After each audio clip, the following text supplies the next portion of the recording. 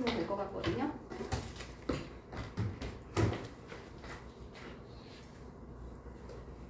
너희들이 그 중학교 때 공부하던 방식이랑 고등학교 때 공부하는 방식은 조금 많이 달라야 돼. 왜냐면 고등학교에서는 내신을 평가해야 되잖아. 그러니까 선생님들이 그 상대 평가잖아. 그러니까 상대적으로 이제 그 변별력을 주기 위해서 특히 생물 같은 경우에는 서술형을 줄 때 키워드 있지, 키워드. 그거 제대로 쓰지 않으면 무조건 감점이에요. 감점을 하려고 문제를 내는 거야. 아주 쉬운 것도. 그러니까 그냥 이렇게 대충 개념만 알고 생물은 절대 그런 식으로 접근하면 안 되고 정확하게 그 거기서 요구하는 단어, 키워드, 핵심 단어 이런 걸 외우셔야 돼. 그래야지 그 6문제, 7문제 나오는 거를 싹 깔끔하게 다 맞출 수가 있거든. 그런 좀 그러니까 방대하게 뭘 알지 못하더라도 정확하게 요구하는 것들을 너희들이 다 깔끔하게 써줄 수 있어야 돼요. 그렇게 공부하는 게 생물은 베스트 웨이야. 그러니까 주절주절 막 이렇게 하는 것보다. 그러니까 선생님은 설명을 하는데 내가 지금 채점을 쫙 하고 보니까는 잘하는 학생들도 있는데 내가 원하는 대로 이렇게 요구된 답안을 내지 않은 학생들도 있어. 그런 학생들은 내가 거기다가 이렇게 다 써놨는데 오늘 다시 한번 문제의 취지를 얘기해주면서 이건 이렇게 공부해라고 지도를 해줄 테니까 너희들이 좀 잘 따라왔으면 좋겠어. 1번 잠깐 보세요. 1번에 지금 이거 못 받은 사람 있으세요? 시험지 다 받았어.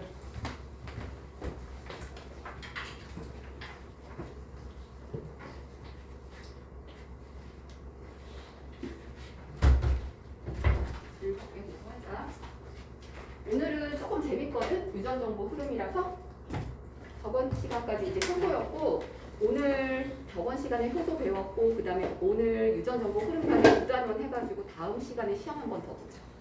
그렇게 하고 그 다음에 이제 인류의 기원과 진화랑 그 다음에 생태계 이제 2번 들어가면 될 것 같거든요. 자 거기 1번 보세요. 자 세포의 진화설은 두 가지죠. 하나는 뭐라고 했죠? 막진화. 이렇게 외워야지. 그 다음에 세포 내 공생설. 그냥 공생설이라고 적으시면 안 되고요. 선생님이 세포 내 공생설이라고 다 쓰라고 단어를 만들어 놓은 거야.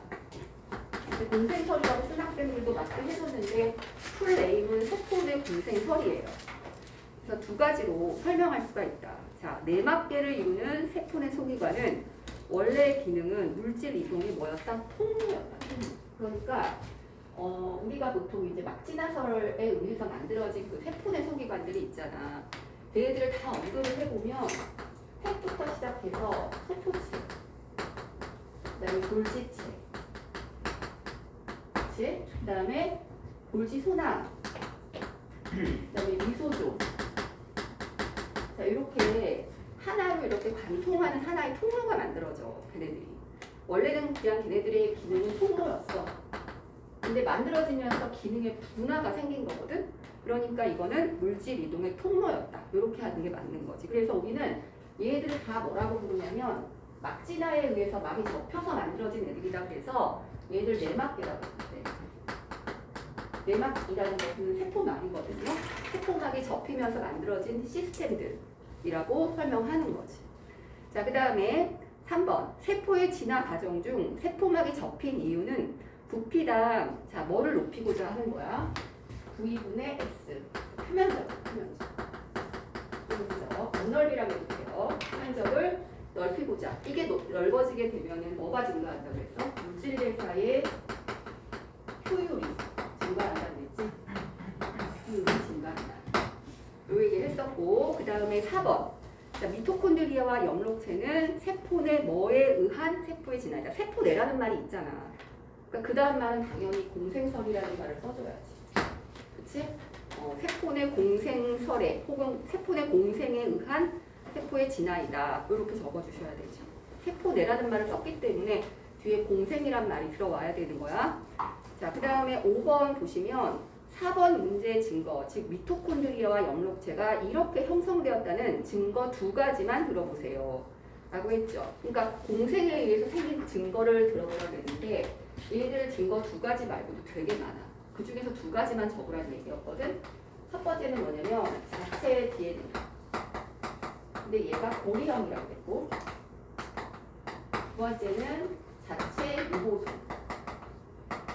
이게 있다고 했지. 그 다음에 세 번째는 이중막이라고 했지. 안에는 세균막이고 바깥쪽에는 숙주막. 이렇게 이중막으로 되어 있는 거. 그 다음에 네 번째는 자, 항생제에 대한 민감성.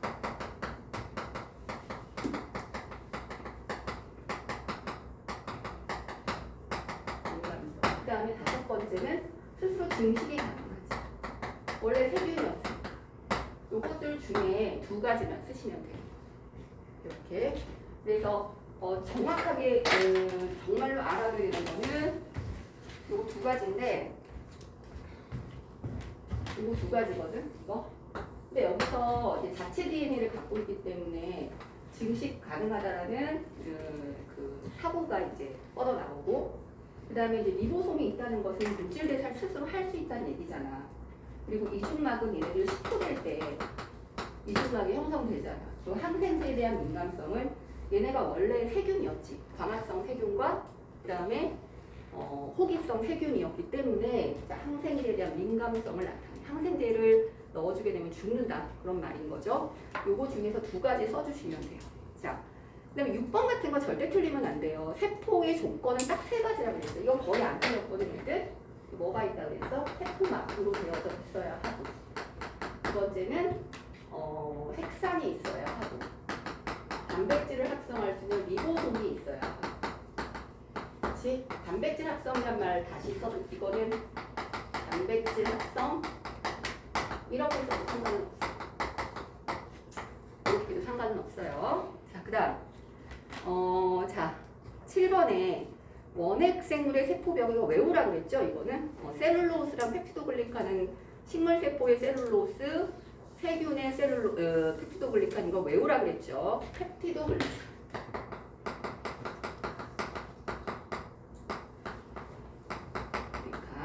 자, 이렇게 외우시고 8번은 이 세포소기관 이름이랑 기능을 다 적으라는 건데 세포소기관을 주고 기능을 적으라고 서술하라고 나올 수가 있어요.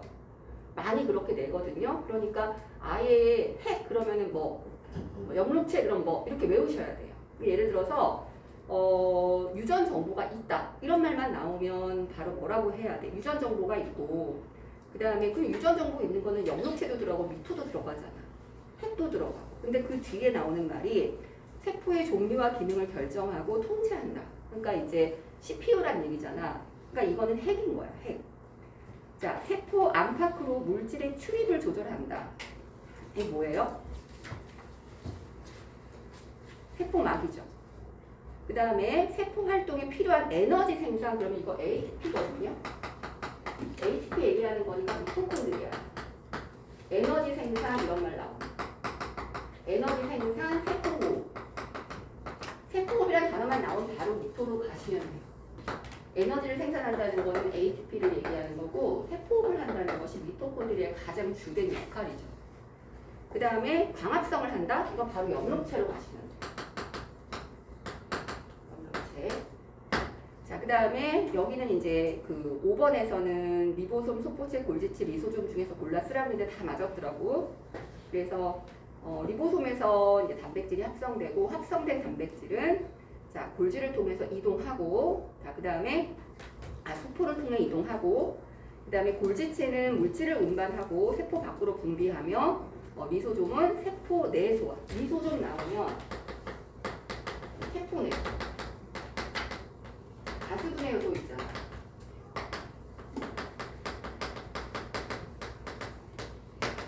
그 다음에 이거는 또 독특한 게 뭐라고 했죠? 식물에 없다고 했죠. 동물에만 있다고 했지. 이런 것들도 알아두시고. 자, 그 다음에 물, 당류, 노폐물들을 저장하는 거 F.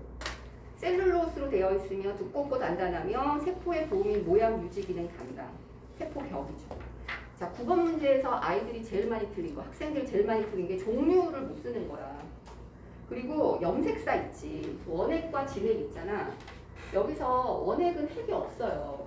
핵이 없다라고 표현해. 진핵은 있거든.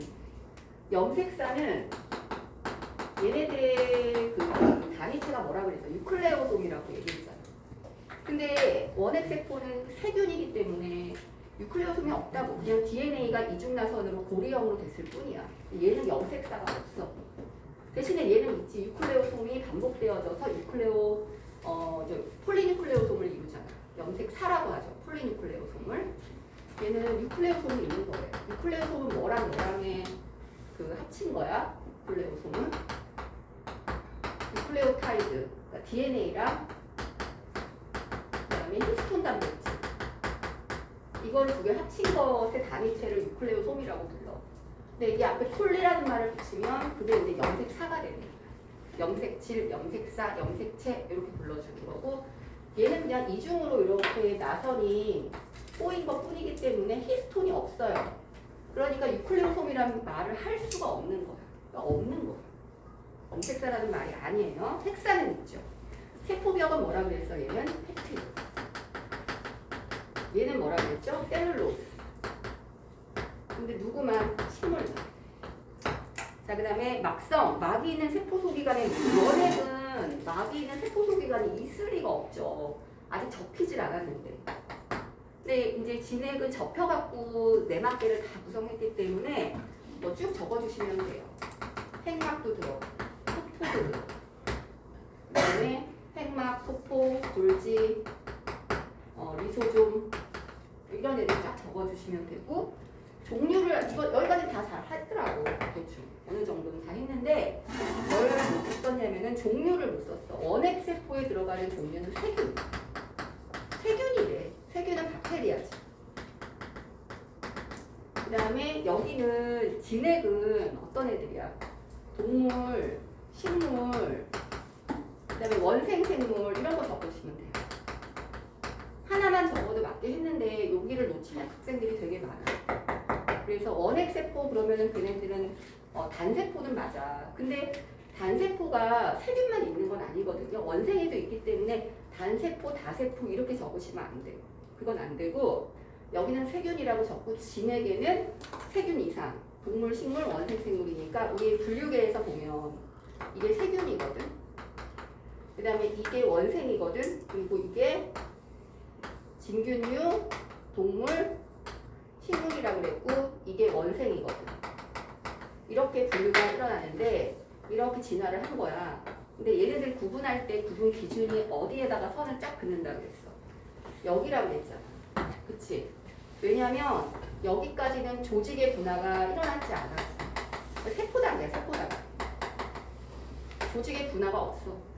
근데 여기서부터는 조직의 분화니까 조직, 기관, 개체 이런 단계를 생물의 구성 단계를 거쳐서 성체 자체가 이제 좀 더 완벽하고 복잡한 애들로 진화를 한 거지. 그치? 그래서 여기 들어가는 게 원핵생물. 그 다음에 원생 이상부터는 진핵 생물인데 그 중에서도 이제 조직의 분화를 갖고 온 애들은 동물, 진균류, 식물 이렇게 된다. 이렇게 알아두시면 되고 그 다음 장 볼까요? 이건 거의 다 맞았어. 그냥 이거는 넘어갈게. 자, 11번 이런 거 서술로 내기 너무 좋아. 이런 문제들. 근데 이거는 딱 표를 그려갖고 외우셔야 되거든요. 표를 딱 그려서 답안을 내셔야 돼요. DNA랑 RNA가 있는데 이렇게 나오면 내가 문제에서도 딱 얘기했잖아. 얘네들을 구분하는데 어떻게 구분하라고 그랬냐면은 DNA 구조랑 염기, 당, 존재하는 곳의 차이점 이런 것들 다 서술하라. 그랬으니까 얘는 구조가 뭐라 그랬죠? 이중, 나선. 그치? 얘는 단일, 그다음에 당은 뭐야? 당은 디옥시리보스. 얘는 리보스. 그다음에 염기가 다르지, 염기가. 얘는 ATCG. 얘는 AUCG. 그 다음에 자 장소를 많이 놓쳤어. 장소 쓰라 그랬잖아. 감점이야. 이런 거 다 하라 그랬는데 안 하면. 장소는 얘는 핵. 얘는 핵이랑 세포지. 구분해. 모든 곳 이러면 안 돼. 모든 곳이라는 게 무슨 말이야? 어디를 얘기하지? 정확하게 지칭을 해야지. 핵과 핵세포지. 이렇게 하셔야 돼. 자, 그 다음에 12번은 거의 다 맞았고요. 다 거의 다 했더라고. 펩타이드 결합. 그리고 13번은 이거는 이제 학생들이 많이 맞췄는데 탄소는 두 가지 특징이 있다 그래서 하나는 뭐냐면은 안정성. 두 번째는 다양성. 요거를 요것만 써도 맞게 했거든요. 근데 이제 설명까지 하라고 하면 안전성은 이제 비금속 원소. 비금속 원소로서 체박전자가 4개. 그러니까 이제 중성상가는 금속이 아니라 비금속이잖아. 그러니까 공유 결합이 가능한 애들이고, 그리고 그 4개의 체각 전자를 이용해서 다양한 결합. 단일 결합, 이중 결합, 삼중 결합 이런 거 다양한 결합. 그다음에 다양한 원소와 공유 결합. 이렇게 써주시면 되죠. 다양성이 의미하는 거는 다양한 원소와 공유 결합해서 화합물을 많이 만든다는 점에 있는 거고, 안정성이라는 것은 이렇게 자체가 비금속 원소야. 그래서 딱 중성, 전기 음성도 자체가 중성이기 때문에 얘네들은 이제 누구랑도 다 결합을 할 수가 있는 거죠. 교훈결합해서. 그게 이제 안정성이 들어가는 내용이거든. 이렇게 구분하시면 되고요. 그 다음에 14번은 자 이거 가장 많은 건 이거 다 맞았더라고. 물, 그 다음에 단백질, 지질, 핵산. 핵산이 제일 적죠. 탄수화물, 단당류 3가지는 이거는 포괄과 다 맞췄어요. 그리고 16번 보시면 이것도 많이 맞췄는데 틀린 사람이 좀 있어. 봐봐. 우리가 아미노산 종류, 개수, 순서를 결정하는 암호는 DNA 유전 정보에 있다고 그랬거든요.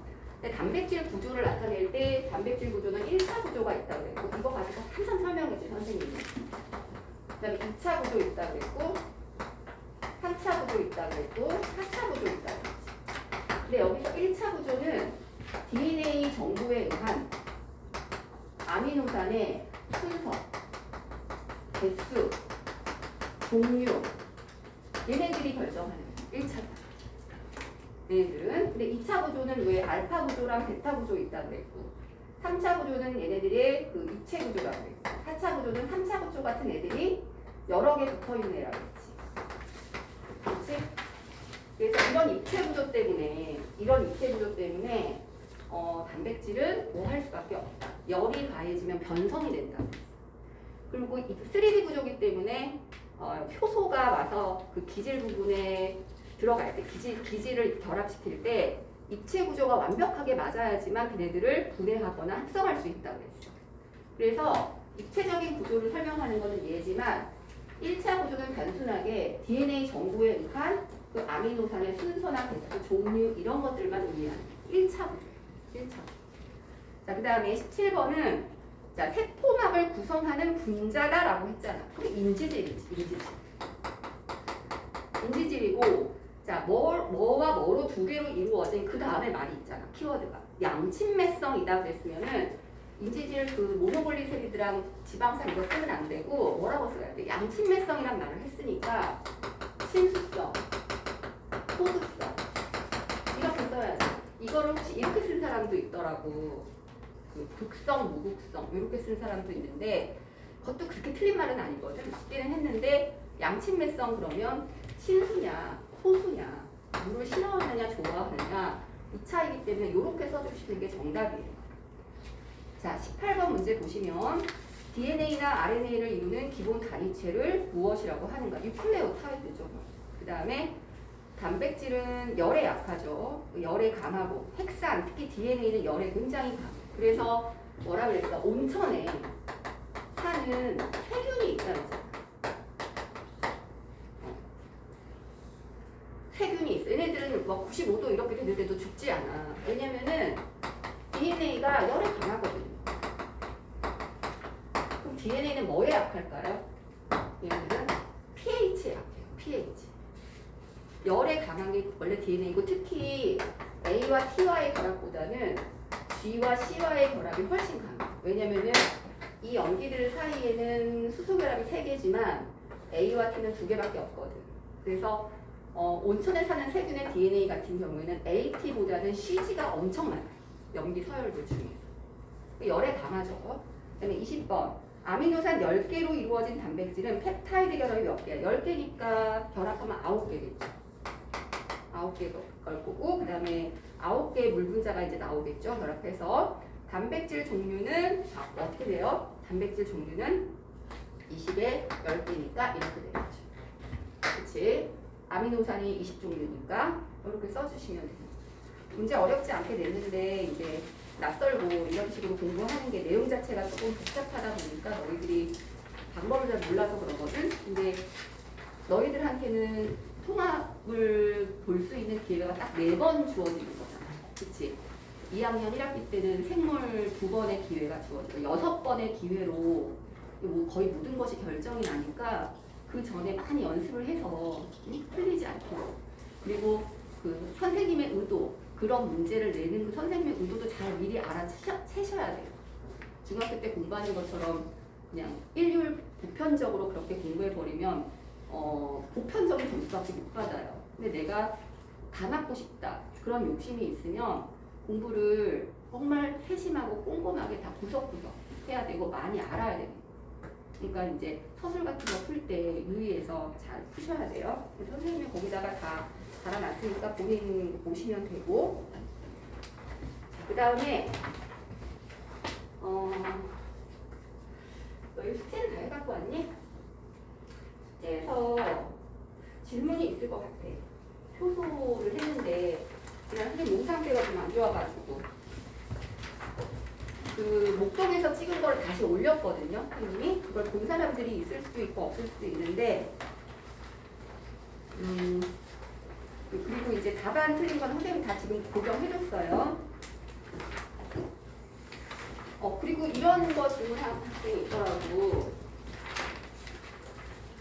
이거 좀 지우고.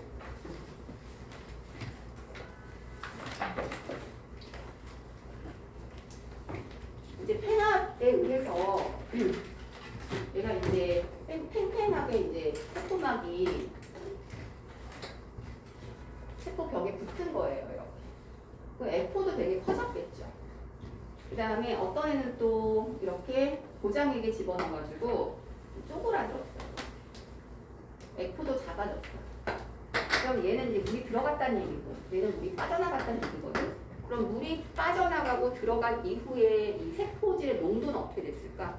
얘는 물이 들어갔으니까 농도가 작아진 거야. 농도가 낮아진 거지. 그리고 삼투압도 내려간 거야. 삼투압이 내려갔다. 이거는 뭐 때문에 이렇게 표현한다고 했어? 자, P는 CRT 이거라고 했지. 그래서 삼투압은 몰농도에 비례하기 때문에 자, 몰수가 즉 농도가 용질량이 많을수록 압력이 삼투압이 커진다 그랬잖아. 이건 기체 상수고 이거는 뭐라 그랬어? 절대 온도. 그러니까 얘네들은 변하지 않으니까는 농도가 작아졌다는 얘기는 이제 얘네들이 팽윤 상태가 돼서 물이 들어갔기 때문에 세포질이 이제 묽어진 거야. 그다음에 얘네들은 이제 물이 빠져나가. 고장이면 빠져나오거든요. 그럼 물이 더더욱 빠져나갔으니까 얘네들은 농도가 높아지고 삼투압이 커졌겠죠. 그렇지? 그래서 그렇게 비교하시면 되고요. 그 다음에 그 164번 문제 보시면 이것도 너네 기출이었거든요. 164번 문제. 여기서 지금 반응물은 연결돼 있고요. 생성물은 분해돼 있으니까 이거는 흡열이 아니라 발열이에요. 그래서 기억이 틀린 거야. 그리고 효소는 늘 재사용된다고 했지. 효소의 특징 한번 얘기해볼까? 효소의 특징. 아는 거 한번 봐요. 일단 첫 번째 단백질로 두 번째 열의 변성. 그 다음에 세 번째 기질특이성. 그 다음에 네 번째 재사용 가능. 그 다음에 기질특이성이라는 게 뭐야? 기질이 붙는 그 입체 구조가 붙는 부위가 따로 존재한다는 거잖아. 특정한 기질만 분해할 수 있다는 거잖아. 재사용이 가능하지. 그 다음에 자 뭐가 또 있어? 온도. 온도에 따라 온도에 적합한 효소가 있지. 그 다음에 6번째는 pH. 특정 pH에 적합한 효소가 있고 온도, 특정 온도에 적합한 효소들이 다 따로따로 있는 거야. 일곱 번째는 자, 기질 농도가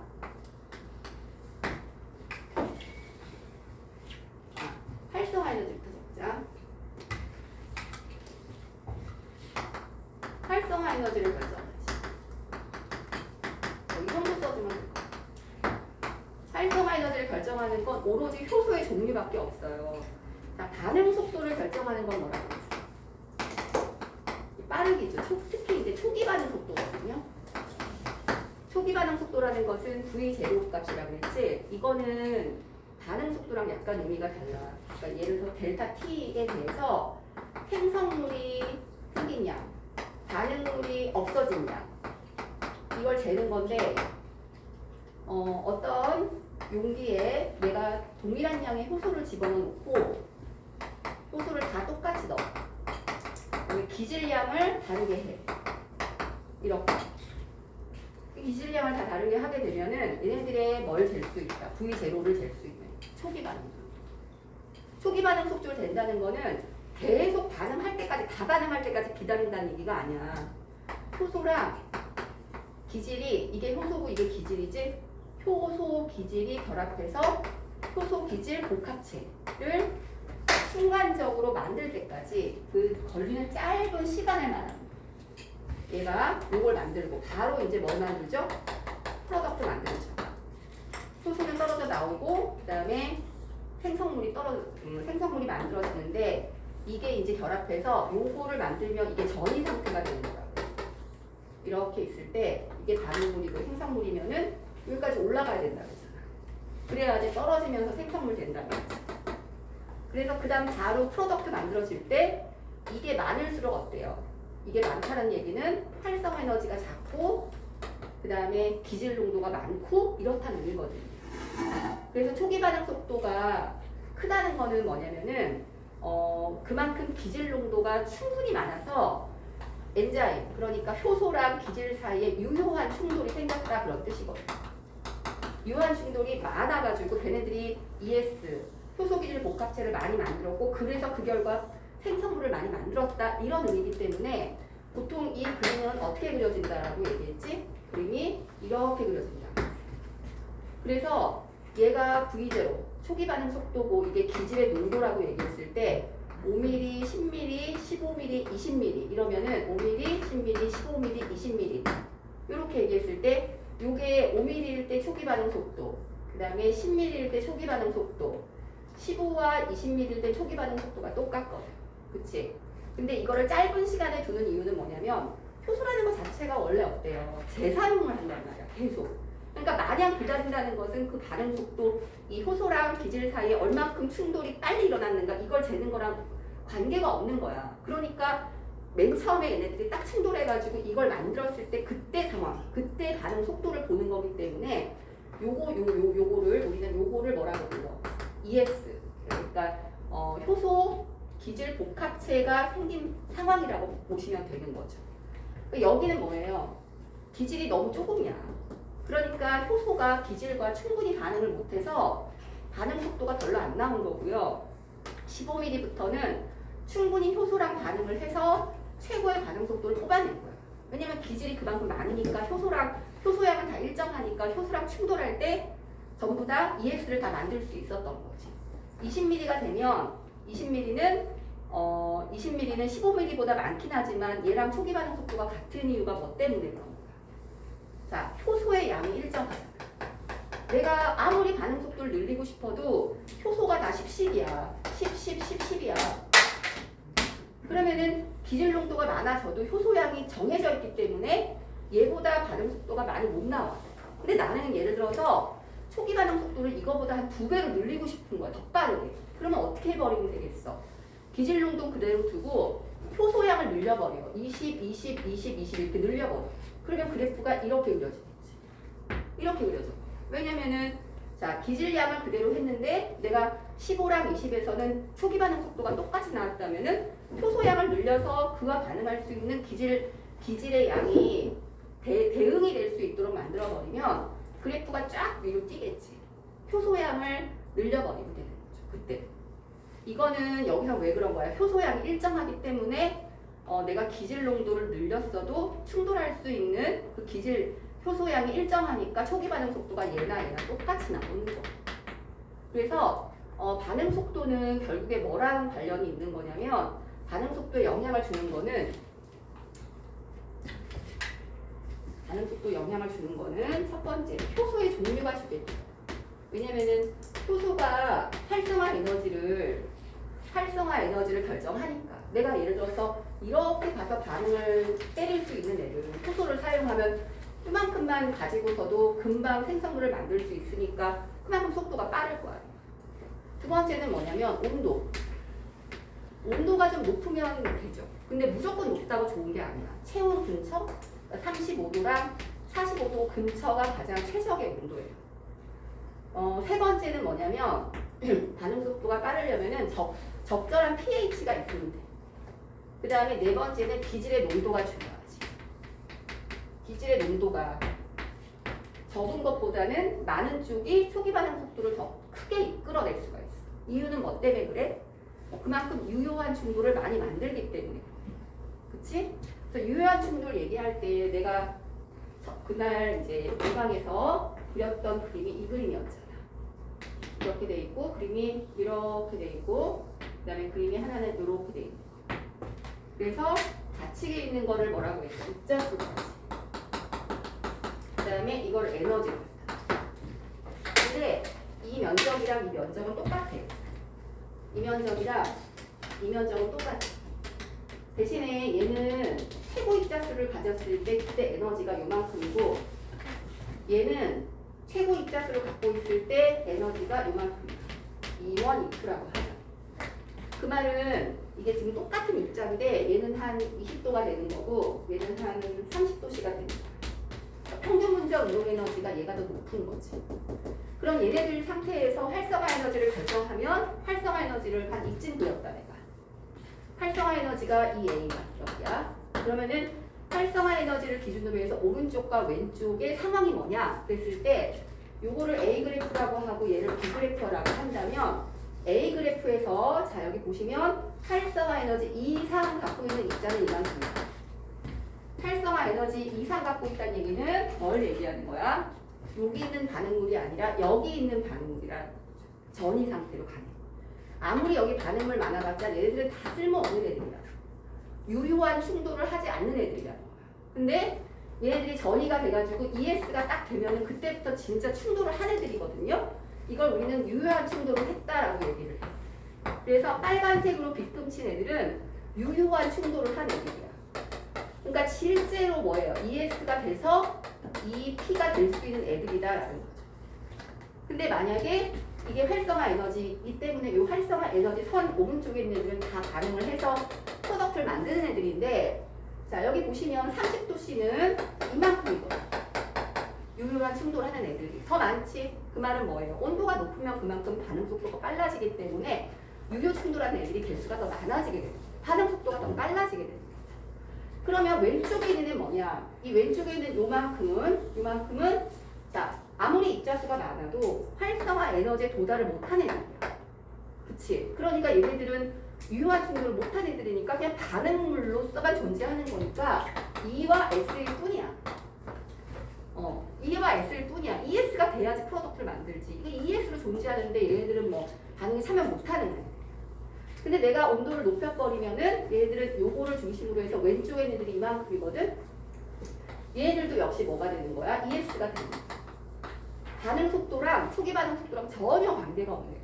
근데 내가 만약에 효소를 조금 바꿨어. 그래갖고 뭐를 바꿔버리냐면 이 EA를 이쪽으로 바꿔버린 거야. EA 프라임. 효소의 종류를 바꿔야 돼. 이걸 바꿀 수 있는 건 온도, pH 다 안 돼. 효소의 종류 자체를 바꿔야 돼요. 그래야지 활성화 에너지가 변해요. 그러면은 얘는 활성화 에너지를 더욱 낮춘 거기 때문에 반응에 참여하는 유효 충돌할 수 있는 입자수가 더 많이 늘어나는 거지. 효소의 종류를 바꿔. 그치? 그래서 이 그래프를 그렇게 해석하셔야 돼. 문제 아마 나왔던 거 너희들 알 거야. 그게 어떤 문제였냐면 이렇게 애들 시험 문제 갖고 온 거 보잖아? 효소 문제를 의외로 되게 많이 틀려가지고 와. 개념이 안 쓴 거야. 정확한 개념이 안 쓴 상태에서 그냥 문제 몇 개 풀어보고 시험 본 거라서 그런 문제 나오면 자꾸 틀리는 거거든요. 정확하게 아셔야 돼요. 자, 어디냐면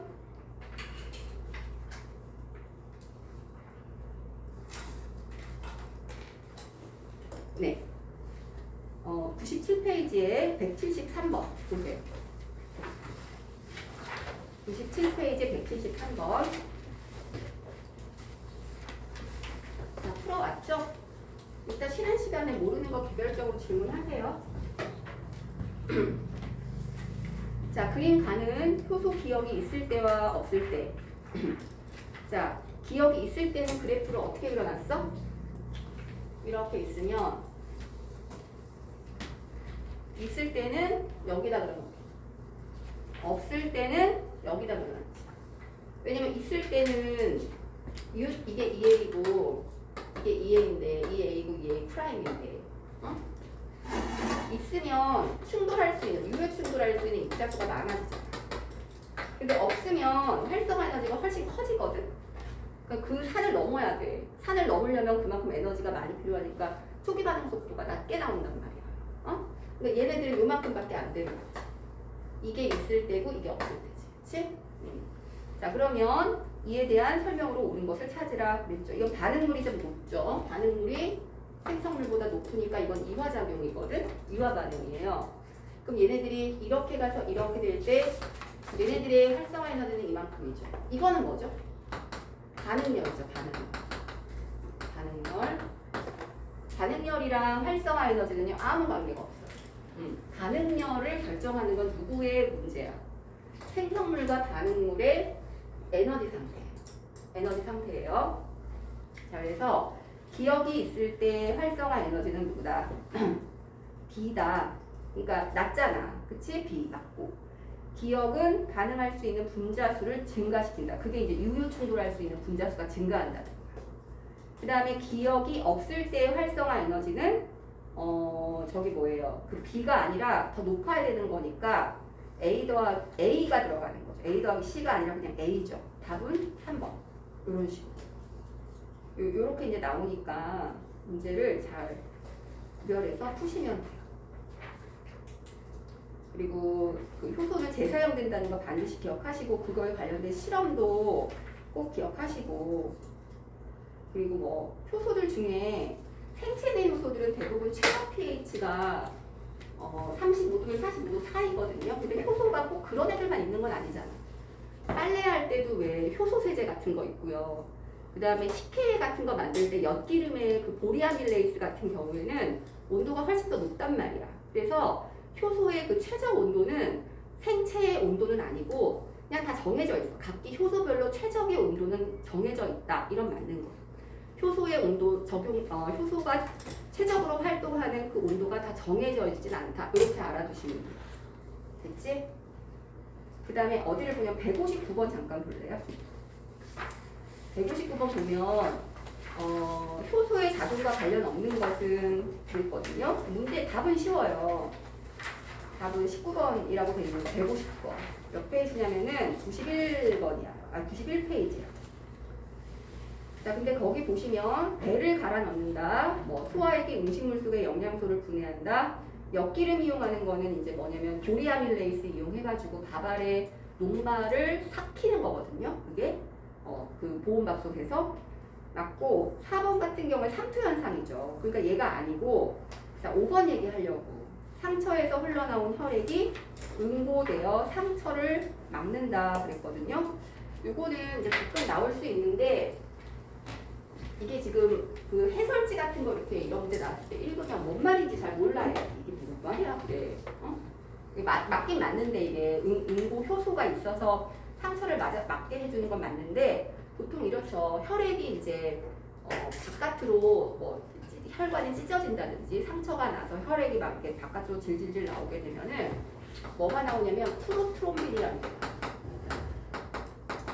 프로트롬빈이라는 물질이 트롬빈이라는 걸로 근데 이거를 이렇게 프로라는 말은 앞이란 뜻이잖아. 앞에 전 그런 뜻이지, 그치? 트롬빈의 전구체인 프로트롬빈이 트롬빈으로 바뀌는데 이걸 해주는 효소가 트롬보키나아제. 트롬보키나아제라는 효소가 이제 나오면은 나의 몸에 있는 그 혈색소 쪽에 있는 프로트롬빈이라는 물질이 트롬빈으로 바뀌어. 그럼 그 트롬빈이 다시 피브리노겐이라는 거를 피브린으로 바뀌어. 피브린으로 바꿔. 피브리노겐은 뭐 생각하면 되냐면, 피브린 뭐 생각하면 되냐면, 너희들 왜 혈액을 이렇게 주사 꽂아가지고선 받아내잖아. 그러면은 이렇게 혈액을 그냥 두지 않고 왔다 갔다 하면서 움직이거든요. 계속 응고되지 말라고. 그럼 이제 비이커에 혈액을 이만큼 받은 다음에 유리막대 있지. 그걸 가지고 막 저어. 혈액을. 막 저은 다음에 이렇게 끌어올려봐. 그러면은 무슨 얇은 실 같은 게 유리막대에 이렇게 엉겨가지고 나와요. 그게 뭐냐면 피브리노겐이야.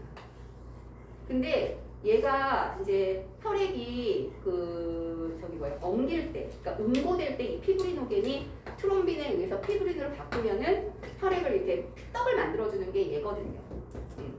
그래서 트롬보키나아제에서 얘가 만들어지면 트롬빈이 피브린을 만들면서 얘가 뭘 해버리는 거야? 응고를 시켜주는 거야. 그러니까 실 같은 것이 막 나와가지고 그 상처 같은 데를 얼기설기 만들어서 더 이상 출혈이 없도록 해주는 건데 이것도 이제 효소들이 다 이용되잖아. 트롬보키나아제 효소잖아. 그치? 피브리노겐이 피브린으로 변하게 해는 효소가 또 트롬빈인 거잖아. 그치? 그러니까 효소가 관여하는 게 맞는 거지. 그치? 그래서 결국에는 혈액 응고랑 관련 있는 거는 이거야. 피브린. 얘가 혈액 응고를 직접적으로 해주는 거고 그런 것들과 관련 있는 혈액 응고 효소들은 트롬보키나아제나 트롬빈 같은 애들이다. 이렇게 보시면 돼요. 이렇게 기억하시면 돼요. 됐지? 됐고 그 다음에 뭐 카탈레이스 같은 거 이게 생체촉매거든? 카탈레이스 같은 거는 이제 생체촉매인데 이거 어디 있는 거야? 감자즙에 있어. 감자즙. 그 다음에 또 어디 있냐면은 생각. 그 다음에 혈액. 이런 데 많거든? 얘가. 얘는 하는 일이 뭐냐면 과산화수소수를 분해해. 물이랑 산소로. 그러면 얘들이 왜 살균 작용을 하냐면 자, 혈액에 카탈레이스가 작동하잖아. 그러면 이제 과산화수소를 확 들이붓잖아. 소독한다고. 그러면은 내 혈액에 있는 카탈레이스가 얘를 이렇게 분해하면서 산소를 발생시켜. 그럼 이 산소가 나오면은 얘가 살균 작용, 뽀글뽀글뽀글뽀가 나오면서 살균, 그러니까 세균의 세포막 같은 걸 터트려버려. 그래서 살균이 되는 거거든. 이 산소 때문에 그래. 너네들 락스 알지? 락스. 락스로 왜 욕실도 닦고 주방 그 도구들도 닦고 그러잖아. 그래서 그걸로 왜 닦는 거야? HClO라고 하는 그 락스 성분이 분해가 되면서 O2가 나오는 거야. 그 산소가 나오면서 그 기포가 세균들을 죽이는 역할을 하거든요. 살균 작용을 하기 때문에 깨끗해지는 거란 말이죠. 그래서 이거는 산소란 말이야. 그래서 얘가 발생되기 때문에 꺼져가는 불똥 같은 걸 집어넣으면 어떻게 돼요? 이게 활활 잘 타오르죠. 이런 걸 뭐라고 불러? 산소의 조연성이다. 가연성은 이렇게 불이 확 타오르는 거고 조연성은 활활 잘 타는 거. 가연성은 수소 같은 게 가연성이에요. 불이 완전히 붙어버리는 거고 조연성은 이제 잘 타도록 도와주는 거지. 그게 산소의 조연성. 이 정도 알아두시면 되죠. 다 설명한 것 같아요. 그리고 혹시 167번은 잘 하셨어요? 167번? 이것도 너네 기출이야. 여기 보시면 자 암모니아랑 이산화탄소가 요소로 바뀌어요. 이건 요소의 합성이에요. 합성. 간에서는요. 암모니아가 분해돼가지고 단백질이 분해되면 암모니아가 생성되거든요. 그게 혈관 타고 들어가요. 들어가서 자 뭐가 되냐면은 얘네들이 요소를 합성시켜요. 요소는 분해가 아니라 합성이에요. 그 동화작용이고 알코올은 뭐냐면은 알코올은 이산화탄소랑 물로 분해가 되는 거야. 이건 알코올은 이거잖아. 이거지. 이렇게 분해되는 거야. 이화작용. 과산화수소가 물과 산소로 또 분해되는 거야. 그러니까 기억 A는 알코올 분해 효소는 A. 그 다음에 B는 요소 합성 요소. C는요 카탈레이스이다. 맞지? 카탈레이스가 가세나소 분해하는 거라고 했으니까.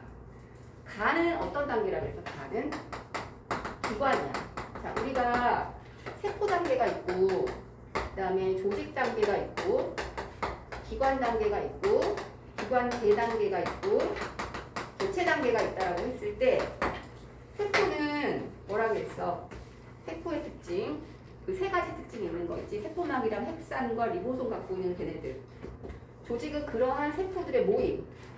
기관은 자 기능이 있고 모양이 정해진 거야. 특정 기능과 모양을 갖고 있는 개체의 어떤 부분을 말하는 거죠. 여러 조직으로 되어져 있지. 기관계는 뭐예요? 기관들이 비슷한 기능을 갖고 있는 기관들의 모임이니까 뭐 내분비계, 골격계, 순환계, 호흡계, 배설계 이런 애들이야. 그리고 걔네들이 모여서 유기적인 개체 하나를 만들어내는 거거든요.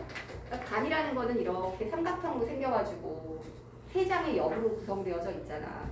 모양 자체가 특정하게 딱 만들어져 있죠. 얘는 조직이 아니라 기관이에요. 기관. 그 다음에 각 단계의 화학 반응마다 반응물이 다르므로 효소의 종류도 당연히 다르죠. 기질이 다르다는 얘기는 효소도 달라야 한다는 걸 얘기하는 거니까 기질 특이성을 얘기해요. 그치? 그렇게 기억하시면 되겠습니다. 169번도 바꾸세요. 이거는 1번이에요. 1번. 촉진약산이죠. A가. 고요. 넘어가십시오. 자, 이제 어디 있냐면은 99페이지. 질문 혹시 있니? 뭐 이거 좀 풀어달라. 뭐 이런 거 있으세요? 자, 이제 조금 재밌는 얘기 할 거예요. 유전 정보의 흐름을 우리가 공부하고 나면 오늘은 딱 두 가지만 알고 있으면 돼. 전사와 번역의 과정을 이해하면 되고 하나. 두 번째는 샤가트 법칙. 요거 두 가지. 오늘 요거 두 가지만 공부할 거고 설명 다 한 다음에 문제를 쭉 풀어줄 거야. 문제 푸는 게 중요하거든요. 문제 5개 정도 딱 풀어줄 테니까 집에 가서 다시 한번 풀어보세요. 그런 문제들이 나와요. 나오는 거 늘 정해져 있고 근데 개념이 좀 복잡해가지고 애들이 좀 힘들어해. 문제가 어렵게 나오면은 잘 못 풀더라. 근데 일반 뭐 우공비나 아니면 완자에 나오는 것들은 문제가 너무 쉬워. 걔네들은 별거 너무 별게 없어요. 근데 그 정도 공부하시면 안 되고 지금 선생님이 얘기해주는 그 정도의 문제 수준으로 이렇게 연습을 많이 하시면 돼요. 자, 제목이 뭐냐면 유전 정보의 흐름이에요. 유전 정보의 흐름.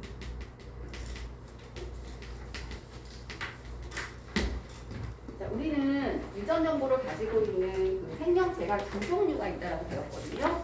하나는 원액이 있다라고 배웠고, 두 번째는 질액이 있다라고. 근데 원액은 세포질에 고리형 모양의 DNA가 노출되어 있고요.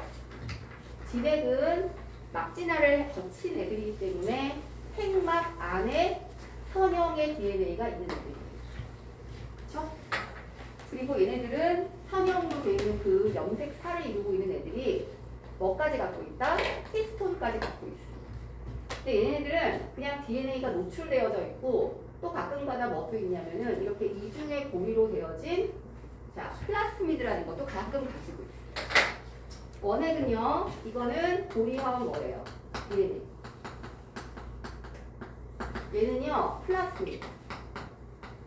플라스미드도 유전 그 DNA예요. 둘 다 DNA예요. 근데 얘네들은 생명 활동에 필수거든. 없으면 안 돼요. 근데 얘네들은 없어도 상관없어. 왔다 갔다 해요. 얘네들은 빠져나갔다가 들어왔다가 뭐 왔다 갔다 하거든요. 플라스미드는.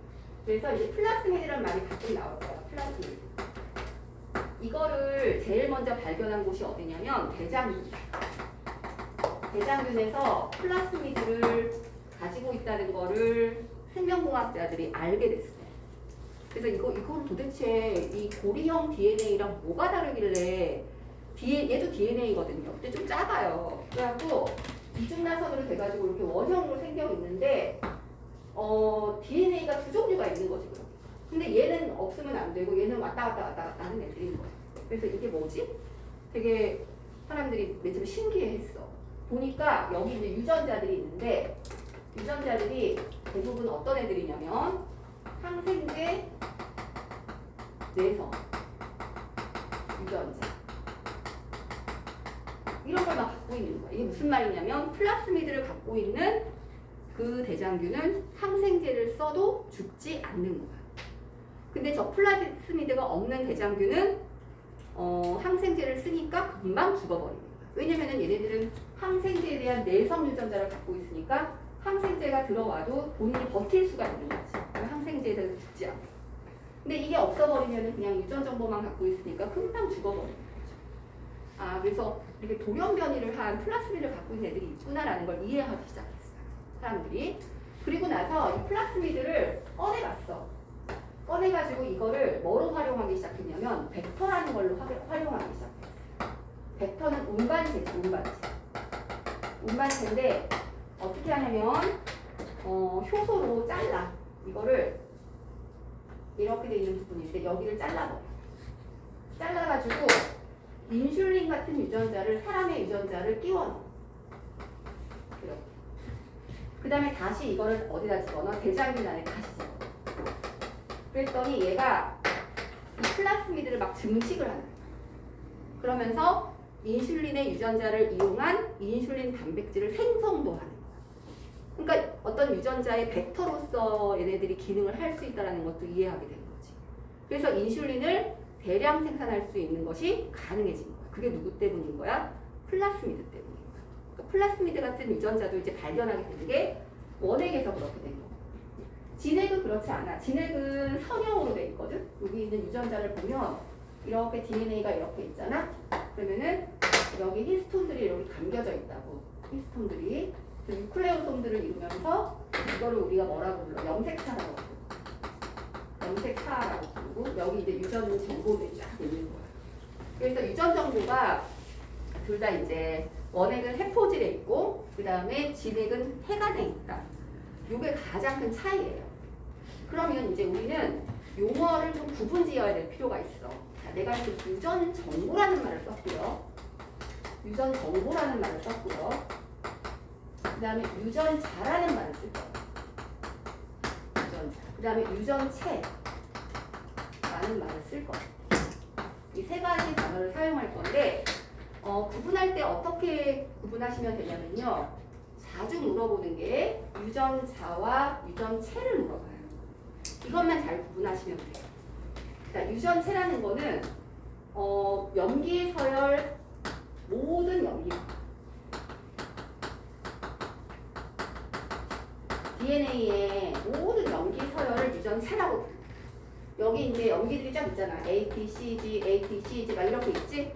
이 염기 서열들이 폴리뉴클레오타이드를 이루면서 이중나선으로 쫙 연결돼 있잖아. 그거 전체를 그냥 유전체라고 불러요.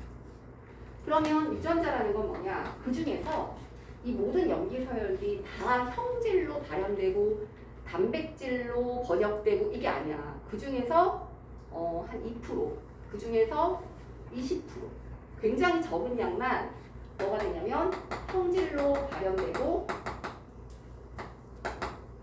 단백질을 생성. 그런 애들을 우리는 뭐라고 불러? 유전자라고. 유전자는 그러니까 유전체보다 더 작은다는 거지. 그러니까 유전 정보라는 것은 유전자들 포함 모든 염기 서열에 대한 그 염기 서열의 정보를 전부 얘기하는 거고. 그러니까 이게 거의 유전체의 의미야. 유전체의 의미고 모든 염기 서열이고 유전자는 그들 중에서 진짜로 머리 색깔을 나타내는 뭐 갈색의 효소를 만든다. 멜라닌 색소를 합성한다. 홍채 색깔을 만든다. 이런 것처럼 형질을 발현하고 단백질을 직접 생성할 수 있는 그러한 염기 서열의 일부.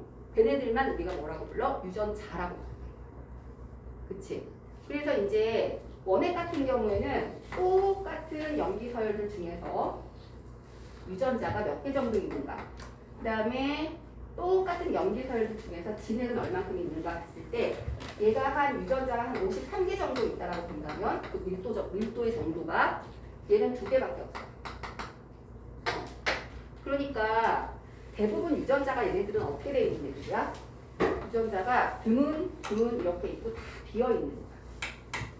그래서 유전자가 있는 부위를 우리는 뭐라고 얘기하냐면 이거를 엑손이라고 해요. 엑손. 유전자가 없는 곳은 인트론이라고 해요. 엑손과 인트론으로 돼 있는 게 누구냐면은 자, 진액이야. 엑손은 유전자가 있는 곳. 유전자가 없고 그냥 염기서열만 쭉 의미 없는 염기서열만 있는 곳이 인트론. 이런 애들이고 얘들은 53개니까 얘보다 어때? 훨씬 밀도가 촘촘하지. 유전자가 좀 많이 있단 말이야. 그래도 전부 다 유전자는 아니라 이런데 비어 있잖아. 이런 건 뭐라고 하냐면 스페이스 진이라고. 스페이스 유전자 이렇게 불러요. 인트론이란 말 쓰지 않아요. 그래서 꼭 외워야 되는 건 뭐냐면 요건 안 외워도 되거든요. 이거는 외우기 너무 힘들어하고 외우지 마는데 이건 알아야 돼. 엑손과 인트론으로 구성되어 있는 거는 진액에서 유전자가 있는 부위는 엑손. 그 다음에 그렇지 않고 유전자가 아닌 부위, 그냥 염기 서열들로만 되어져 있는 부분은 인트론이라고 얘기한다. 이렇게 이 정도는 알고 계셔야 돼요. 아시겠죠? 그래서 밀도가 유전자의 밀도가 훨씬 더 촘촘한 곳이 어디예요? 그러면은 원액. 진액은 유전자는 별로 없어. 근데 5만 가지 그냥 염기 서열들만 계속 나열되어 있는 거야. 걔네들도 하는 일이 있긴 있거든요. 근데 이제 형질 발현과는 직접적으로 상관이 없다는 거지. 밀도가 굉장히 작아. 얘 53개 있을 때 얘는 몇 개 있어? 2개밖에 없어, 유전자. 특정한 형질을 발현하는 어떤 단백질을 결정하는 그 유전자 염기 서열이 2개밖에 없다. 똑같은 길이에요. 염기 서열의 길이. 이런 특징이 있다. 이렇게 이제 일단은 기억해 두시면 돼요. 자, 그래서 우리는 이제 이 진액과 원액의 어떤 유전 정보의 차이를 알아봤고 용어적인 면에서 유전자와 유전체가 이런 용어가 다르구나라는 것을 이해했어요. 그렇죠? 자, 그러면 우리는 이 단원을 공부할 때 얘기하지 않은 전제 조건이 하나 있어. 이거 지금 우리 맨 처음 뭐부터 시작했어? 38학년 전에 성간도리아대부터 시작해가지고 그때 그 전에 유기화합물이 합성돼서 원액세포가 형성이 돼가지고 걔네들이 핵산을 만들면서 생명체가 발달해 왔다라는 것부터 지금 시작했단 말이야. 그치? 그래서 하나의 그 원액세포에서부터 계속 진화를 거쳐가지고 지금 현재의 이런 고등생물을 만들었다라는 가정하에 이 얘기를 쭉 지금 얘기를 하는 거거든요. 응? 그렇기 때문에 자, 여기에서 우리가 굳이 얘기 안 하고 간 게 뭐냐면 모든 생명체는 유전 정보를 뭐로 가죠? DNA로 가죠. 이게 전제 조건이에요. 그러니까 다시 말하면 내가 그러니까 그 예를 들어서 세균의 어떤 특정 염기서열과 유전자 염기서열과 사람의 특정 유전자의 염기서열 이 두 가지가 하나는 세균에 있고 하나는 사람에 있는데 유전자 염기서열이 똑같아. 그러면 예를 들어서 이게 인슐린 같은 걸 만드는 유전자 서열이야. 그러면 대장균에서도 뭘 만들 수 있는 거야. 사막만 되면은 걔가 인슐린 생성할 수 있고 사람도 그 유전자가 있으니까 인슐린을 생성할 수 있는 거거든. 그러니까 모든 생명체는 전부 다 유전 정보를 동일한 이 DNA로부터 시작을 하는 거야. DNA가 아닌 걸로부터 생명체를 시작하는 애들은 없어. 그거는 외계 생물이지.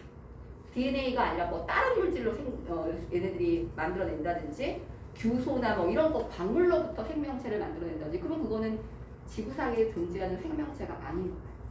지구상에 있는 모든 생명체는 유전 정보를 전부 다 뭐로 한다? DNA로 가진다. 이거를 우리는 보통 보편성이라고 얘기해요. 유전 정보의 보편성이라고 얘기를 해요. 그래서 이거에 대한 얘기를 이렇게 얘기를 해요. 하나는 뭐냐면 이게 뭐냐면은 생명 중심 가설이라는 거거든. 생명 중심 가설이라고 하는데 영어로는 센트럴 지금 어디 설명하는 거냐면 99쪽 설명하는 거야. 맨 아래쪽 도그마라고 해요. 이거 얘기하는 사람이 누구냐면 크릭이야. 크릭. 마슨과 크릭 할 때도 크릭 있지? 그 사람이 얘기했어. 걔네들이 DNA의 구조를 밝혀내고 나서 그 다음에 전사 번역되는 과정까지 이제 설명함에 있어서 얘네들이 어떻게 해서 단백질이 만들어질까 그거에 대한 정보를 이제 연구하는데 완벽하게 다 알아내지 못했고 다른 사람들이 이제 그거를 알아내게 되었는데 그것에 대한 실마리를 준 사람이 크릭이에요. 그래서 이 사람이 뭐라 그랬냐면은 센트럴 도그마라는 거는 모든 생명체는 다 뭐다 DNA로부터 시작한다. 그 DNA가 RNA가 되고 RNA가 단백질을 만든다. 근데 DNA가 RNA가 되는 거를 전사라고 부르고 RNA가 단백질이 되는 것을 번역이라고 한다. 모든 생명체는 이러한 과정을 거친다는 거야. 단백질이라는 것은 유전자의 발현 결과물이야. 유전자 발현의 결과물. 효소일 수도 있고 구조단백질일 수도 있고 여러 물질일 수 있어. 근데 이거를 만들어내는 그 과정은 예외 없이 모든 생명체는 생명체라고 한다면 이 단계를 거친다. 이걸 생명 중심 가설이라고 하고 DNA 월드라고도 불러요. DNA 월드, DNA 가설 이렇게도 불러요. 근데 아마 너희들 이제 그 통합 과학에서는 물어볼 때 이 말을 중점적으로 할 거야. 이게 뭐냐 이렇게 물어봐. 생명 중심 가설. 이게 의미하는 게 뭐냐? 모든 생명체는 DNA로부터 유전 정보를 담고 있고 그로부터 전사 번역을 거쳐 단백질을 합성한다는 보편성을 지닌다. 이게 생명 중심 가설이에요. 이거 크릭이 얘기했어요. 크릭이 이거를 정확하게 실험을 한 건 아니었고 이렇게 가설만 이게 가설이잖아. 응? 가설만 이렇게 돈만 띄었는데 그 뒤에 이제 그 마테이라든지 뭐 니렌버거 같은 과학자들이 나타나면서 이걸 좀 구체화시키기 시작했어요. 그래서 이게 생명 중심 가설이에요. 근데 이 가설에 비해서 또 다른 가설이 하나가 더 있거든. RNA 가설이라는 게 있어. 이건 뭐냐면 이게 이거보다 약간 전에 있었던 생명체한테 해당되는 가설인데 생각해봐. 자, DNA는 완전히 유전 정보야. 다시 말하면은 염기 서열들이야. 이중나선으로 돼. 효소의 기능도 없고 리보솜 기능 하나도 없어. 그냥 오로지 유전 정보만 딱 담고 있는 유전 테일일 뿐이거든. 근데 걔가 RNA로 되려면 이 과정에서 반드시 뭐가 필요하냐면 효소가 필요해. DNA 전사 효소 이런 게 필요할 거 아니야. 그치? 그러면 맨 처음에 생명체들이 이 핵산을 딱 만들었을 때 말이야. 아직 효소가 없어. 효소가 만들어지려면 전사 번역을 거쳤다는 뜻인데 처음에 DNA만 딱 있는 상태에서 효소가 없는데 어떻게 RNA를 만들 수 있었을까? 이건 말이 안 된다는 거지. 닭이 먼저냐 달걀이 먼저냐가 아니라 얘는 아예 말이 안 돼. 맨 처음에 요것만 존재했단 말이야. 근데 아직 그 생명체가 완벽하지 못해서 번역까지 못했어. 그러면은 효소가 없는 거니까 DNA에서 RNA로 갈 수 없는 거 아니야? 전사 과정에 반드시 효소가 필요한데? 그렇잖아. 그러니까 사람들이 뭐라고 얘기했냐면 그러면은 지금 어느 정도 이제 안착이 되고 나서 완벽한 세포가 되었을 때 걔네들은 DNA로부터 RNA로부터 단백질을 만든다라고 주장할 수 있지만 최초의 생명체는 DNA가 아니었다고 보는 거예요. 최초의 생명체는 RNA였을 것이다 라고 보는 가설이 더 적합해. 왜냐? RNA가 DNA가 돼. 그래서 다시 얘가 RNA를 만들어. 그리고 다시 단백질을 만들어. 이 가설로 보는 것이 훨씬 더 합리적이에요. 생각해보면 여기는 지금 효소가 없었기 때문에 이것만 존재하는 상태에서는 이걸 만들 수가 없는데 애초에 처음부터 생명체가 RNA라는 핵산으로 존재했다면 이 RNA는 되게 특이해. DNA랑 좀 달라. 뭐의 기능이 있냐면 효소의 기능이 있어. 이 RNA가 갖고 있는 효소의 기능 그 물질을 우리는 리보자임이라고 해. 들어본 적 있지? 리보자임은 통가에 나와. 통가에 나와. 리보자임이라고 하는 RNA로부터 시작해서 자임이잖아. N자임이잖아. 효소의 기능을 갖고 있는 핵산이었던 거야. 효소와 핵산의 기능을 동시에 지니는 원시적인 핵산이었던 거야. 그래서 효소 기능이 있으니까 그로부터 DNA를 만들어. 이거는 RNA에서 DNA로 간 거기 때문에 거꾸로 간 거지. 역전상. 그 다음에 그 DNA로부터 자 얘를 이용해가지고 이제 더 완성된 DNA를 만들고 거기서부터 시작해서 RNA를 만든 거죠. 전사하고 그 다음에 번역해가지고 단백질을 만들어서 이게 안착되고 난 뒤에 이거를 생략해버리고 이제 그 다음부터는 완벽한 DNA로부터 만들어낸 단백질을 가지고 이러한 RNA, DNA, RNA 단백질의 과정을 겪는 전사 번영을 겪는 생물들로 진화하기 시작했다라고 보는 건데 위에 거는 우리가 뭐라고 불러? 요거는 DNA 가설, 즉 생명 중심 가설이라고 부르고 RNA 가설은 이것보다 이전에 있었던 생명체들이 단백질을 만들기 위해서 DNA에서부터 출발한 것이 아니라 리보자임부터 출발했다라고 보는 가설을 RNA 가설이다. 이렇게 이건 생명 중심 가설이에요? 아니에요. 이건 RNA 가설이고 생명 중심 가설은 요거예요. 생명 중심 가설은 생명체의 예외 없이 그 말이 꼭 들어가. 모든 생명체는 다 이런 단계를 거쳐서 단백질을 합성해낸다. 라는 거죠. 됐지? 이렇게 이제 얘기를 해. 그래서 자 이제 그림을 하나씩 그리면서 설명을 해볼게요. 진액으로 얘기할게요. 원액은 얘기 안 합니다. 이제 한 장 넘기시고요.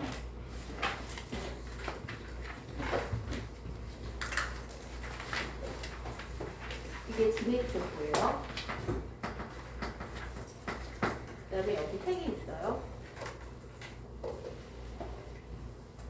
색이 있고 소포체, 물질체,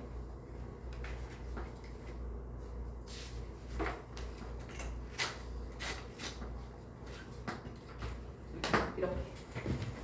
이건 리보솜이고 리보솜.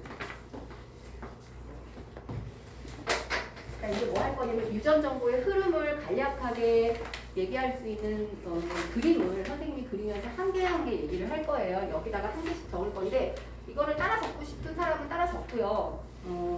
이해만 하셔도 돼요. 이거 자체가 막 나오는 건 아니니까. 아니면 그냥 쫙 여기다 선생님이 여기서 이렇게 쫙 적을 거거든. 그럼 그냥 카메라 적기 싫으면은 이거는 안 해도 되는 거니까 이해하시면 되는 거니까 이렇게 뭐죠? 카메라로 그냥 찍으셔도 괜찮고. 막 이거를 막 너희들이 다 쓸 줄 아는데 그런 것까지 요구하진 않아. 어차피 스토리로 얘기할 거거든. 자, 여기 보시면 선형의 DNA가 있어요. 선형의 DNA죠. 여기 유전 정보가 있습니다. 유전체예요. 그 안에 유전자가 있는 거야. 자, 얘가 전사할 거야. 그러면은 여기 일부에 이 코일이 풀려요. 풀리면서 요 하나에서 자 뭐가 나오냐면 이렇게 한 가닥의 RNA가 나와요. 이걸 우리는 mRNA라. 그러니까 그림으로 그린다면 DNA가 이렇게 있잖아. 그러면은 코일이 풀려서 여기에서 이렇게 한 가닥의 mRNA를 만들어내는 거지. 이게 DNA야. 그럼 이거를 뭐라고 불러? 그럼 전사라고 부르지. 여태까지 그 얘기 했잖아. 그치? 그걸 핵에서 했어. 근데 예를 들어서 여기에 무슨 정보가 있다고 얘기할까? 여기 이제 뭐 머리 색깔을 갈색으로 만드는 효소. 효소 유전자가 있다고 할게. 갈색 머리. 갈색 머리를 만드는 유전자가 여기 존재하는데 이걸 발현시키고 싶어. 그치? 그래서 이 사람한테는 갈색 머리를 발현시키려고 이제 그 색소를 만들어야 되니까 효소를 그 색소를 만드는 효소를 생성해야지 그 색소를 만들어낼 거 아니야. 그래서 전사를 시켜서 단일 가닥의 mRNA를 만들어내요. 자, RNA는요 몇 가지가 있냐면 세 가지가 있거든. mRNA라는 게 있고 rRNA라는 게 있어. 그 다음에 두 번째는 tRNA라는 게 있어. 내가 지금 이 빨간색 이 버블에서 만들어진 요 노란색 단일 가닥 하나는 mRNA라고 얘기했지? 얘는 반드시 뭐가 되는 애야? 단백질이 나중에 번역되는 애야. rRNA는 리보조말 RNA라고 부르거든? 리보조말 RNA. 그러니까 인이야 얘는 인. 우리 저번에 인 배웠잖아. 핵 안에 있는 인. 그 성분이고 tRNA는 얘는 트랜스퍼 RNA라고 했고 아미노산 운반시켜주는 RNA. 이 정도? 그러니까 이제 RNA 종류 되게 많은 거죠. 이것까지 막 다 안 물어보지만 가끔가다 뭐 tRNA라고 하면서 문제 안에서 이렇게 나올 때가 있는데 그게 뭔지 모르면 문제를 또 풀 수가 없으니까 간략하게만 이 정도로 이제 생각하고 넘어가시면 될 것 같아요. 그래서 mRNA가 특정 유전자의 자, 염기 서열의 단일 가닥으로 합성이 돼요. 근데 얘들이 이렇게 만들어질 때는요, 어떤 식인 거는 이렇게 돼요. 예를 들어서 이중나선이 이렇게 있다. 그럼 A, T, T, C, G, C, G, C, G 이거 하지 마. 적지 않아도 돼. 이해해. 그 다음에 여기에 상호적인 거니까 T, A, A, G, C, G, C, G, C 이렇게 됩니다. 상호설로 쫙 이렇게 연결돼 있어. 그래서 두 개가 서로 A 옆에는 T가 오고 그 다음에 C 옆에는 G가 오는 그걸 우리는 뭐라고 하냐면 상호적 연결이다 이렇게 불러주거든. 그런데 내가 지금 위에 있는 가닥을 중심으로 해서 얘를 노란색 mRNA를 만들었잖아. 그럼 예를 들어서 요 위에 있는 게 요거라고 쳐봐. 그러면은 얘 정보를 이용해서 mRNA를 만든 거기 때문에 이 위에 있는 걸 뭐라고 하냐면 주형 가닥이라고. 주형. 그러니까 진짜로 번역 그 전사되는 그 DNA 가닥을 주형 가닥이라고 하고 그 반대편에 있는 거는 비주형 가닥. 아, 그럼 DNA가 두 개로 돼 있는 거네. 하나는 주형으로 돼 있고 하나는 비주형으로 돼 있는 거야. 근데 주형이라는 것은 그 두 개 중에서 한 개만 셀렉트가 돼가지고 그 주형 가닥을 중심으로 한 mRNA를 만든다는 거야. 그러면은 얘의 mRNA를 만들 때는 어떻게 만드냐면 얘의 또 상호 서열을 만드는 거야. 그래서 이게 mRNA다 라고 했을 때 얘의 상호 서열이니까 A에 대한 상호는 T거든? 근데 mRNA는 T가 있어 없어? 없지. U가 있지 대신에. 그래서 여기 U가 오는 거야. 그 다음에 T 옆에는 A지. AA. 그 다음에 G, C, G, C, G, C 이렇게. 그러면 자, 이 구조에서 우리는 하나를 알 수가 있어. 뭐를 알 수가 있냐면 주형 가닥의 염기 서열은 mRNA의 염기 서열과 자, 어떻다? 상호적이다. 근데 mRNA의 염기 서열은 그럼 비주형 가닥이랑 같은 거네? 얘 상호니까 얘랑 얘랑은 똑같을 거 아니야. 그치? 단 뭐만 다르는데 T만 뭐로 바꾸는데? U로 바꾸면 그러니까 TAA, GC, GC, GC면 UAA, GC, GC, GC로만 바꾸면 돼. mRNA는 누구의 서열과 똑같다고? 비주형 가닥의 염기 서열과 같은 거야. 뭐만 바꿔서? T를 U로만 바꿔서. 알겠지? 그리고 주형과 mRNA는 뭐가 된다? 걔네들은 상호 서열이 된다. 비주형과 mRNA는 같은 서열이다. 이렇게 외우셔야 돼요. 이해가 되죠? 이거 갖고 문제 풀 거거든, 이제. 그래서 이런 애를 만들어. 그러면 이게 지금 어디서 벌어진 사건이냐면 이거는 핵에서 벌어진다. 핵. 핵안에서 이제 mRNA를 잘 만들어 놓고서는 여기서 가공을 잘 해요. 가공을 열심히 해가지고 얘를 핵공을 통해서 빠져나오게 만들어. 그럼 여기 이제 뭐가 기다려? 리보솜이 기다리지? 그럼 mRNA가 지금 이렇게 있거든. 이게 지금 빨간색의 mRNA잖아. 이렇게 mRNA가 만들어졌어. 그럼 리보솜이 와가지고 붙어. 리보솜이 맷돌처럼 생겼거든 이렇게. 그래서 이렇게 붙어. 근데 이렇게 붙지. 그럼 여기서부터는 어디야? 여기는 세포질이야. 세포질 누구? 소포체 표면. 그리고 리보솜이 붙어 있는 거예요. 그래서 이제 이렇게 리보솜이 군데군데 붙어갖고 이제 뭘 하기 시작하느냐. 자, 내가 밥을 먹잖아. 그러면 단백질을 먹지. 그럼 단백질이 분해되지. 펩신이랑 페티페이스에 의해서. 그러면 그게 이제 혈관을 떠돌아다니다가 모세혈관으로 흡수되지. 그럼 걔네들이 세포한테 오지. 그럼 세포가 그 아미노산을 흡수해. 필수 아미노산들을. 그래서 세모아미노산, 네모아미노산, 그다음 별표 아미노산, 동그라미 아미노산 막 이런 걸 먹었어. 이건 내가 섭취한 아미노산들. 아미노산들이 막 세포 속으로 들어가 있는 거야. 내가 먹은 거. 아미노산을 만들 수 없어요. 내가 스스로 못 만들어. 아미노산은 먹어야 돼. 그래서 필수 아미노산이라고 하는 거야. 먹어야 되는 거야. 그래서 이런 그 아미노산들이 막 이렇게 존재를 하면은 자, 여기 염기 서열이 쫙 있을 거 아니야. UAA, GC, GC 막 이런 염기 서열이 쫙 이렇게 있을 거 아니야. 그러면은 이 맷돌같이 생긴 리보솜들이, 이거 리보솜이거든? 리보솜들이 쫙 스캔을 해나가. 그러면서 자 뭐라고 하냐면 리보솜은 예를 들어서 이제 누굴 할까? 여기로 할게. UAA라고 할게. UAA라고. 사실 UAA는 종결 코돈인데 그냥 임의로 할게요. 자, 이런 염기 서열을 내가 읽었어. 리보솜이. 그치? 그러면 누구한테 연락을 취하냐면은 tRNA한테 연락을 취해. 야, 나 지금 UAA라고 하는 염기 서열 3개 이거 읽었거든? 그러면 그거에 해당하는 아미노산 좀 물고 들어올래? 그러면서 여기 얘가 이제 UAA에 해당되는 어떤 특정 아미노산이야. 그러면 이렇게 생긴 tRNA가 이게 tRNA야. tRNA가 이 노란색 아미노산을 실어. 이렇게 실어. 자기 이제 일부에 딱 붙여버려. 붙인 다음에 얘가 리보솜으로 갖고 들어오는 거야. 얘한테 갖다 주는 거지. 그러니까 이렇게 생기고 tRNA가 이렇게 생겼어. 야, 나 지금 갖고 왔거든? 얘한테 넘겨주는 거야. 누구를 넘겨줘?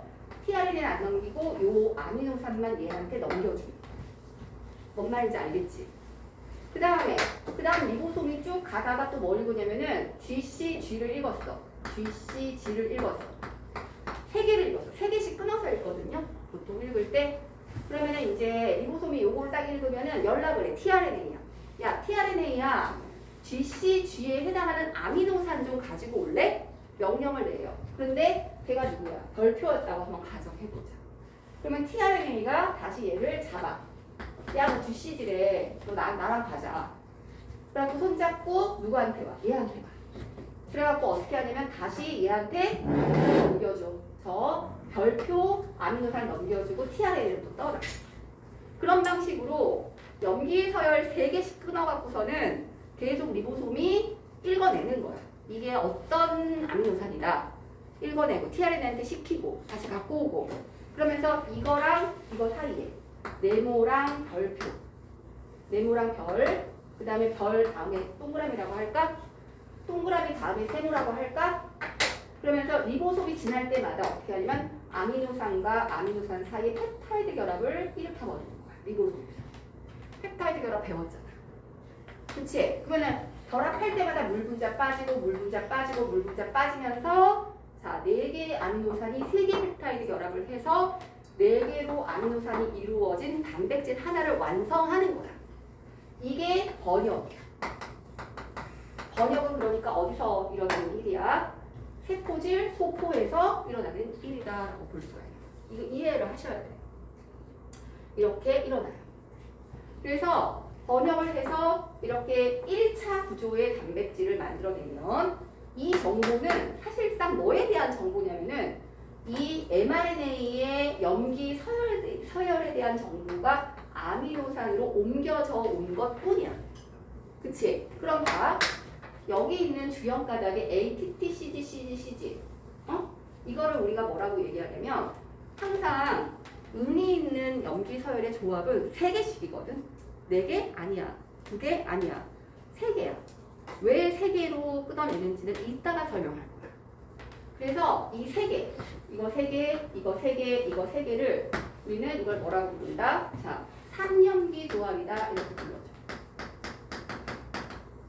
영어로는 트리플렛 코드라고 불러.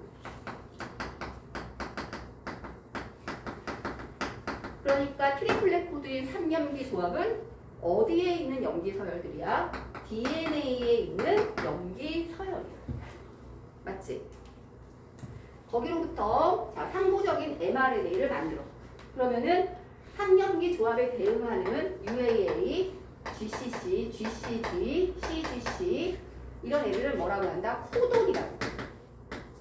3염기 조합과 대응되는 그 상보적인 염기 서열 3개씩 끊어 나갔을 때 그 3개 염기 서열을 우리는 코돈이라고. 코돈.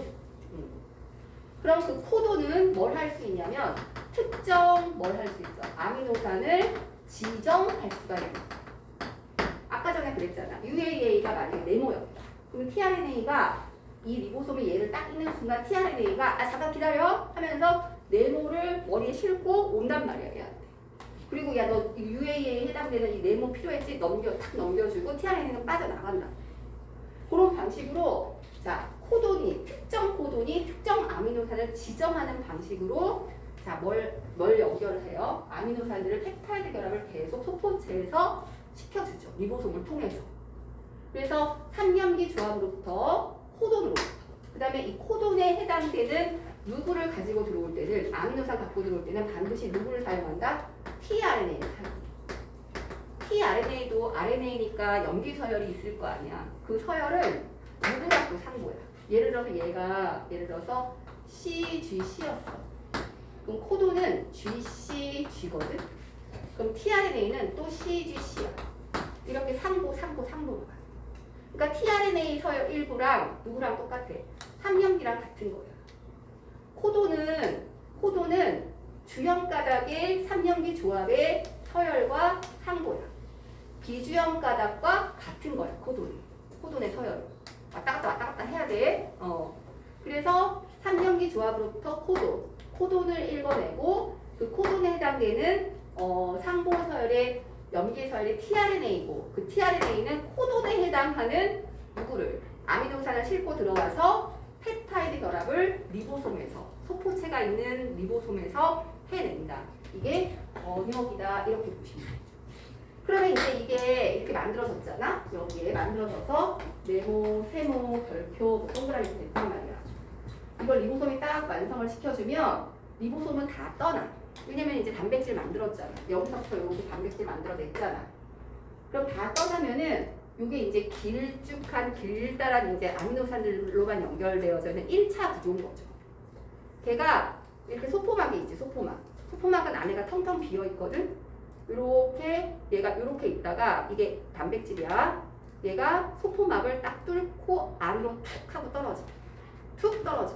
그러면서 얘가 어디 안으로 들어가? 소포의 내광 안으로 툭 하고 떨어져. 다 만들어서 표면에서 만들고 안으로 넣어버리는 거야. 그럼 이 안에서 뭐를 하냐면 이제부터 단백질을 가공할 계획을 세우는 거야. 그래갖고 여기서 이 단백질을 조금 더 예쁘게 만들어. 좀 더 걔네들의 기능성 있는 것들을 만들어. 그러면서 이제 알파 구조나 베타 구조 같은 걸 만드는 거죠. 그리고 나서 얘네들이 어디로 가? 여기서 이 막의 일부를 이렇게 부풀려가지고 이 단백질을 여기다 집어넣죠. 그 다음에 요 낭이랑 이 소낭이죠. 이거랑 이 골지의 막이랑 또 일치를 시켜요. 이렇게 합성을 시켰거든요. 융합을 시켰거든요. 그러면 이 단백질이 다시 또 어디로 들어오겠어? 골지 안으로 들어오겠지. 그 다음에 또 여기서 또 망을 만들어서 이 단백질 여기로 또 집어. 이렇게 골지를 계속해서 움직여가면은 이 단백질이 이제는 1차였다가 알파 나선이었다가 베타 나선이었다가 그 다음에 이렇게 3D로 꼬였다가 다른 단백질들과 이렇게 만나갖고 4차 구조까지 만들어갖고 완전히 골지에서 다 완성된 그 4차 구조 혹은 3차 구조의 단백질을 만든 후에 리소솜이나 혹은 소낭의 그 단백질을 담아. 그러니까 기능성 있는 단백질은 이제 어디 있는 거야? 리보솜이나 소낭 안에 있는 거죠. 골지에서 완성이 돼가지고. 그래갖고 외부에 다당류가 이렇게 있잖아. 다당류가 이렇게 있지? 신호가 들어와. 야, 나 인슐린 필요해. 항체 필요해. 이렇게 신호가 딱 들어오면은 아 그래? 그럼 이 소낭이 요 세포막이랑 융합을 해. 융합을 딱 해가지고 망을 뚫어. 그 다음에 안에 있는 단백질을 지금은 뭐 만들었어? 갈색 머리 만드는 효소 만들었지? 자, 지금 머리카락 만들어야 되거든? 자, 효소 있니? 효소 지금 분비시켜 줄래? 그러면은 효소가 들어있는 그 소낭이랑 세포막이랑 융합해가지고 자, 효소를 분출시키는 거야. 분비시키는 거야. 엑소사이토 시키는 거야. 그래서 효소가 막 바깥으로 나오면 그 효소를 이용해서 머리카락에 해당되는 그 멜라닌 색소를 막 합성하기 시작하는 거지. 그런 방식. 그래서 결국에는 이 통로를 이용해서 물질을 합성하는 과정은 같으나 이제는 유전 정보의 흐름에 있어서는 어떤 측면에서 얘기한 거냐면 그 유전 정보의 흐름이 자 3년기 조합을 이용해서 코돈으로 mRNA로 코돈으로 들어와서 세포질 내에서 tRNA를 이용한 아미노산의 펩타이드 결합 합성으로 단백질 합성으로 뭐를 만들어낸다. 1차 구조의 단백질을 합성하는 것까지가 소포에서 이루어지고 골지와 소낭을 지나가면서 1차, 2차, 3차, 4차 구조까지 완성되어 완벽한 기능을 띠는 단백질이 되어서 외부에 어떤 신호가 들어왔을 때 그 단백질을 담고 있는 소낭이 세포막과 융합하여 세포 외 배출로 분비되어지는 과정까지를 우리는 뭐라고 얘기한다? 유전 정보의 흐름이다. 이렇게 불러줘. 아시겠죠? 이게 다예요. 그래서 나오는 건 사실 뭐예요? 그러면은 이 이름, 이거 이름들. 그 다음에 주형의 서열과 이 mRNA는 상고, 비주형이랑 mRNA는 같은 서열. T만 빼고. 그 다음에 tRNA는 코돈이랑 상고 서열. 아미노산의 서열은 누구랑 일치? 코돈이랑. 코돈의 그 암호가 바로 특정 아미노산을 결정짓게 돼. 그거 가지고 이제 문제를 많이 만들어서 너희들을 괴롭히는 거지. 그치? 8시거든? 우리 조금만 쉬었다가 또 시작하자. 여기까지.